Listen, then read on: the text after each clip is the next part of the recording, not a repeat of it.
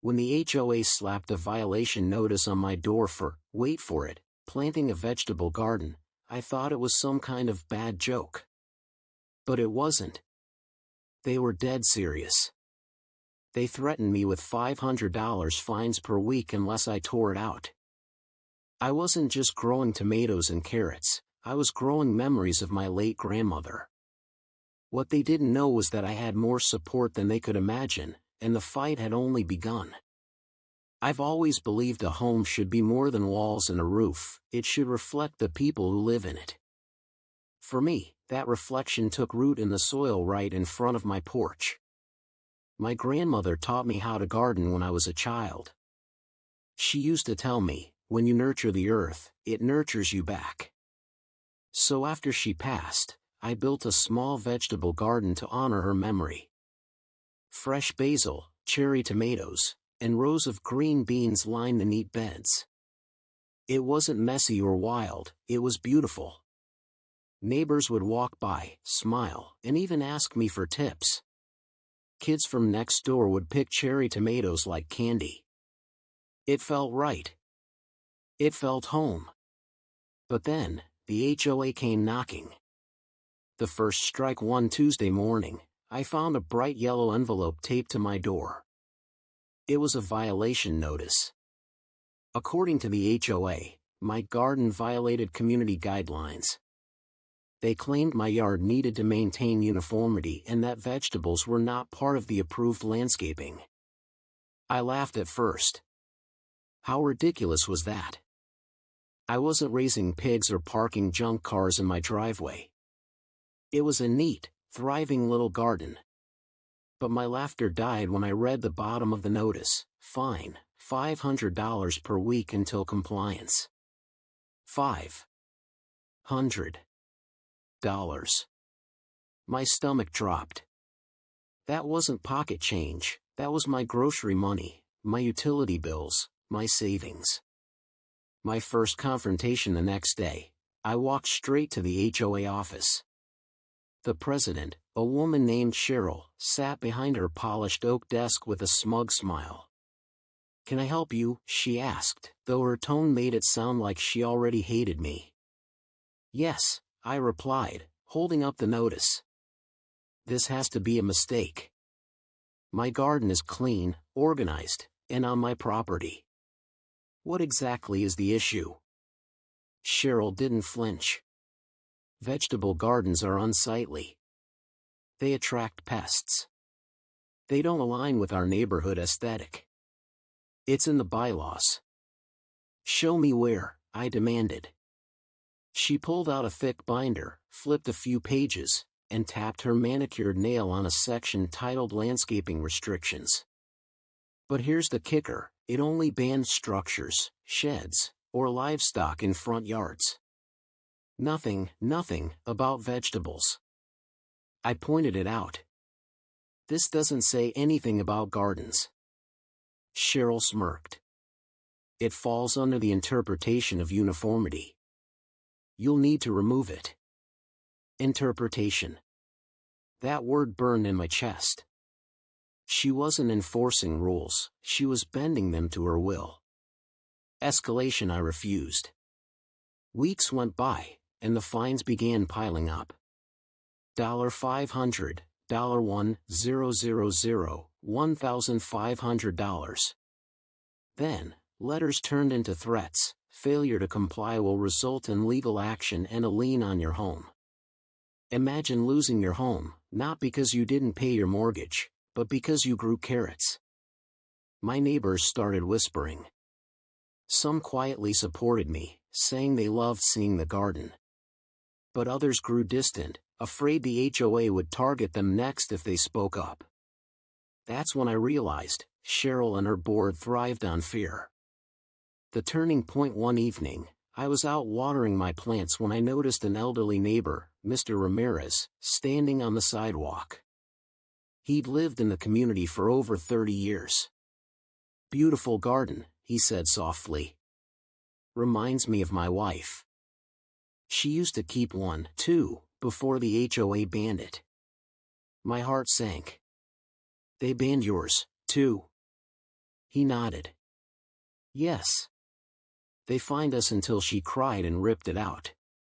She never forgave herself. His voice cracked. That moment lit a fire inside me. This wasn't just about tomatoes anymore. This was about bullying, abuse of power. I decided to fight back. Strategy 1 started by gathering evidence. I photographed every corner of my garden, showing it was neat and pest-free. Then, I dug into the HOA bylaws, highlighting the exact passages that proved Cheryl was overstepping her authority. But I knew evidence alone wouldn't be enough. HOAs like this operated in shadows, counting on residents being too scared or too busy to resist. So, I took the battle public. I wrote a detailed post on our community Facebook page. I attached photos of the garden, screenshots of the fines, and excerpts from the bylaws. Then I asked one question: should someone really be punished for growing food in their own yard? The post went viral, well, at least in our small town. Neighbors commented in droves. Some admitted they'd faced similar bullying. Others demanded the HOA stop targeting me. For the first time, Cheryl lost control of the narrative. HOA retaliation, but Cheryl wasn't about to back down. At the next HOA meeting, she tried to humiliate me. In front of dozens of residents, she declared, "This is not a farm. This is a neighborhood. If we allow gardens, soon we'll have people raising goats in their front yards." The room erupted in laughter, but not the kind she expected. People laughed at her. One neighbor shouted, "It's just vegetables, Cheryl. Relax."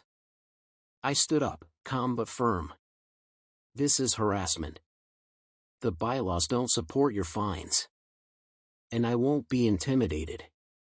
Cheryl's face turned red. She banged her gavel like a tyrant clinging to power. "We'll see about that," she hissed.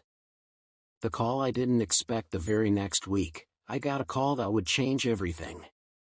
It wasn't from a lawyer. It wasn't from Cheryl. It was from the mayor's office. Apparently, someone had forwarded my Facebook post to City Hall. The mayor wanted to talk, personally. "Your story caught my attention," he said. "Community gardens are something I support. And frankly, your HOA might be overstepping its authority. Would you be willing to meet?" I nearly dropped the phone. The mayor himself? Stepping into my little garden war? Hope bloomed in me like the very seeds I had planted. And just like that, I knew the tide was about to turn. The day after the mayor's intervention, the neighborhood felt like it had been split in half. On one side were the families who quietly congratulated me, leaving small notes on my porch saying things like "We're proud of you" or "Thanks for standing up to them." On the other side was the HOA board, simmering, furious, and desperate to claw back whatever authority they thought they had lost. I knew better than to assume this was over. Corruption never dies quietly. It fights back. The retaliation, sure enough, retaliation came swiftly.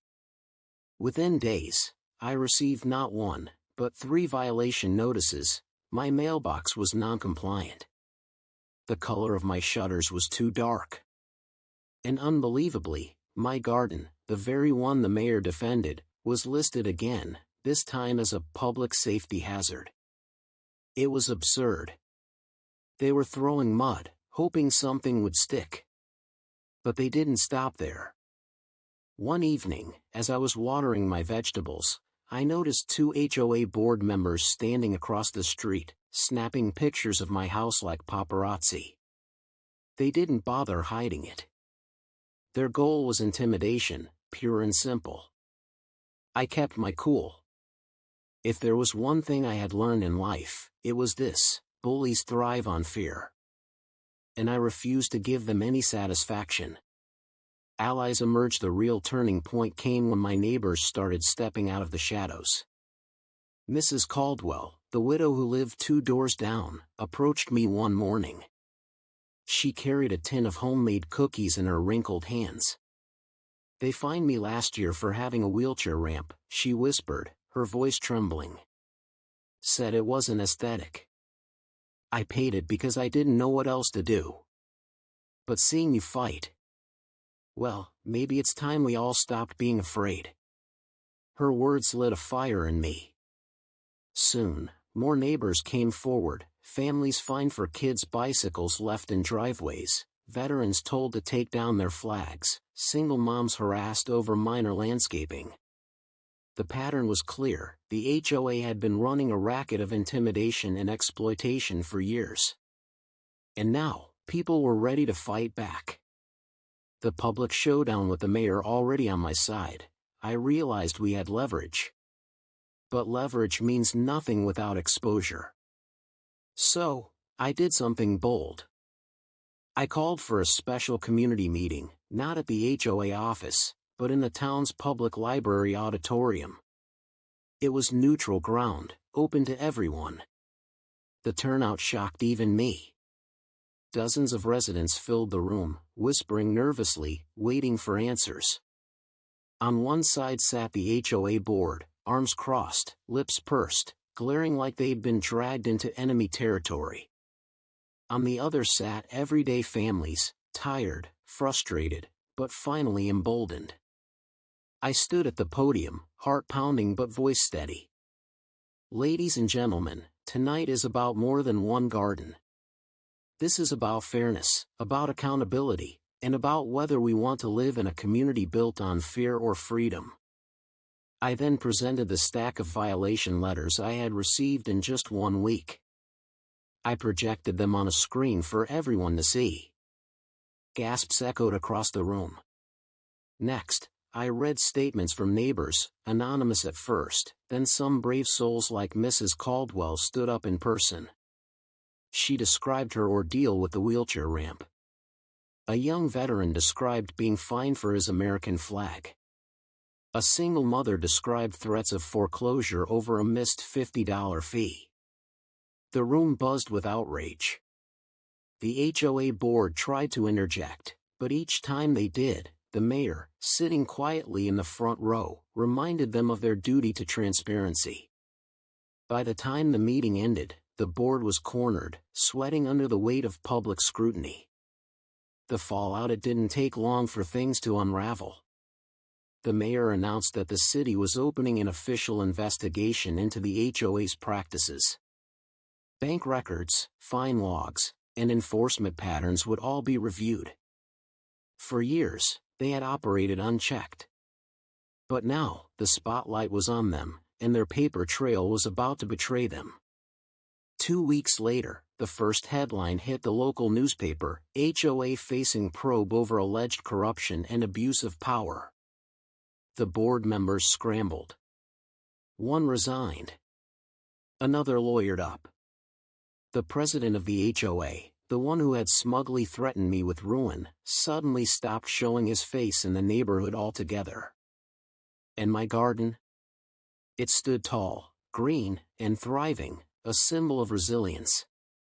Neighbors started planting their own, turning sterile lawns into vibrant patches of vegetables and flowers. What was once forbidden now became a quiet act of rebellion, and then, eventually, acceptance. Justice served. By the end of the investigation, the truth was undeniable. Thousands of dollars in questionable fines had been levied over the years. Some board members had even used those funds for personal expenses, vacations, parties, even luxury furniture. The city ordered the HOA leadership to step down immediately. In their place, a new election was scheduled, one run under strict oversight to prevent tampering. And you know what happened? The very neighbors who had once been too afraid to speak up now voted with conviction. For the first time in years, the HOA wasn't controlled by bullies or opportunists. It was run by honest residents who actually cared about the community. And me? I didn't run for office. I didn't need the title. My garden, and the unity it inspired, was victory enough. Reflection: as I stood in my backyard one quiet evening, watching the sun set over rows of tomatoes, peppers, and herbs, I felt something I hadn't in months: peace. The soil under my nails wasn't just dirt. It was freedom. It was proof that no matter how powerful an HOA or any corrupt system thinks it is, the human spirit, especially when neighbors stand together, will always be stronger. The mayor stopped by once more before everything settled. He looked at the thriving gardens springing up around the block and smiled. "You didn't just save your garden," he said. "You saved this community." And maybe he was right. Final act, the lesson here? Never underestimate the power of one voice, one stand, one act of defiance. My little garden, nothing more than some plants in the dirt, had exposed years of corruption and fear. Sometimes all it takes is a seed. If you enjoyed this story of standing up to corruption and want more powerful, true-to-life stories like it, make sure to subscribe to our channel. Every story we share is about resilience, justice, and ordinary people finding extraordinary courage. Don't miss the next one. Hit that subscribe button and join us in uncovering more victories against unfair HOAs.